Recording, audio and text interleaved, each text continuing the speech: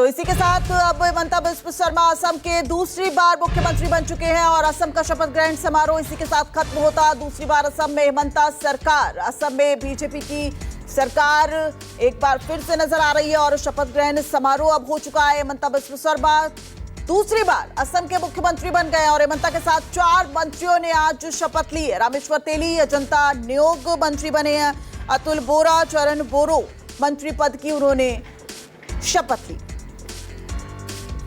प्रशांत देव हमारे सहयोगी ज्यादा अपडेट के साथ लाइव जुड़ चुके हैं। प्रशांत, असम में दूसरी बार हेमंता सरकार, इस बार पहली बार की अपेक्षा में कितनी बड़ी चुनौती, जब एक बड़ा मैंडेट मिलता है आम जनता का तो बड़ी चुनौतियां भी होती हैं, ऐसे में कितनी बड़ी चुनौतियां और जनता की उम्मीदों पर कितना खरा उतर पाएंगे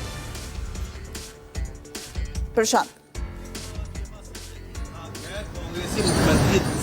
पहली बार ऐसा हो रहा है कि दूसरी बार हेमंत बिस्वा शर्मा बन रहे हैं, गैर कांग्रेसी मुख्यमंत्री बने और बड़ी जीत के साथ बने, अपने दमखम के साथ बने। आप जिन 4 मंत्रियों की बात आप जिन्होंने आज शपथ ली है, देखिए इसमें फर्क क्या है और खास बात क्या दिखाई देती है कि जो 4 मंत्री है वो असम तक सीमित है, लेकिन जब आप हेमंत बिस्वा शर्मा की बात करते हैं तो हेमंत बिस्वा शर्मा मुख्यमंत्री तो असम के हैं, लेकिन उनको पूरे देश में जाना पहचाना जाता है, पूरे देश में पसंद किया जाता है। ऐसी एक फायर ब्रांड नेता की पहचान उन्होंने अपनी बना ली है।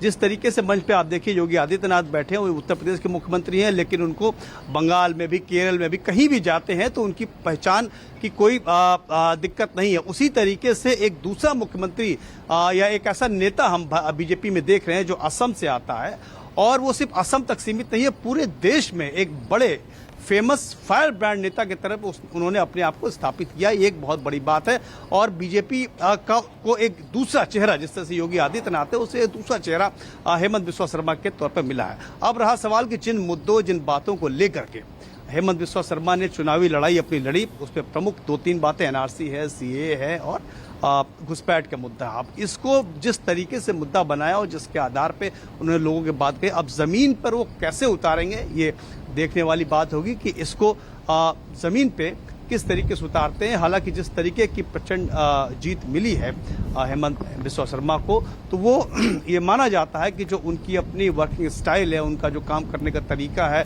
और जिस हनक के साथ वो अपनी सरकार को चलाते हैं, लोगों से खुले तौर पे जो बात उनको कहनी होती है, बिना लाग लपेट के सीधे संवाद करते हैं लोगों से, तो उस सब का नतीजा है कि ये जीत मिली है। और ये बात सच है कि दूसरी बार एक सफल सरकार बीजेपी ने अपनी यहाँ पे बनाई है। और प्रशांत, हर राज्य की तरह असम में भी देखा गया कि बेहद छोटा शपथ ग्रहण समारोह हुआ। मुख्यमंत्री के साथ साथ केवल 4 मंत्रियों ने शपथ ली। इसमें महिला जो मंत्री है अजंता नियोग, उनकी भी मौजूदगी देखी गई। ऐसे में अब जो मंत्रिमंडल का विस्तार है वो कब तक हो पाएगा और ये जो 4 मंत्री है इनमें क्या कुछ खासियत निकलती सामने आ रही है?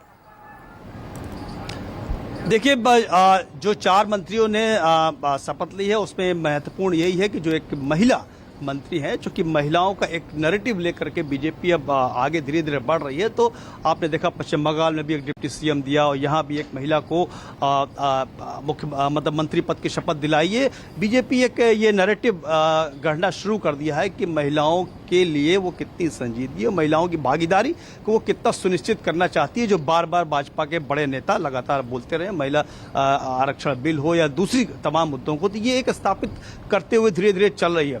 और जहां तक बात है कि 4 मंत्रियों से तो काम नहीं चलेगा, जानकारी मिल रही है कि बहुत जल्द जो है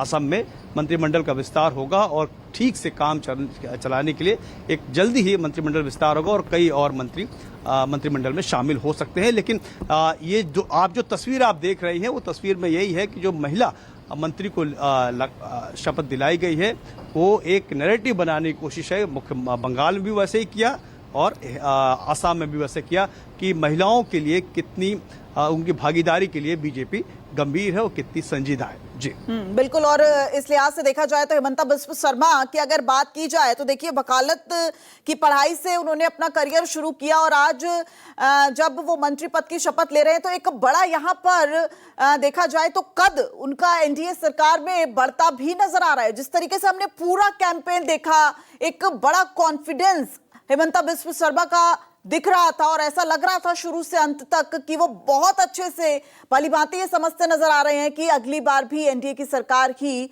असम में बनेगी, और वही हुआ भी। और आज देखिए असम में एक बार फिर से बीजेपी सरकार, एनडीए की सरकार जो है वो बनी है और हिमंता बिस्वा शर्मा बतौर मुख्यमंत्री पद की शपथ उन्होंने ले ली है। प्रशांत, बहुत शुक्रिया आपका इस पूरी अपडेट के लिए।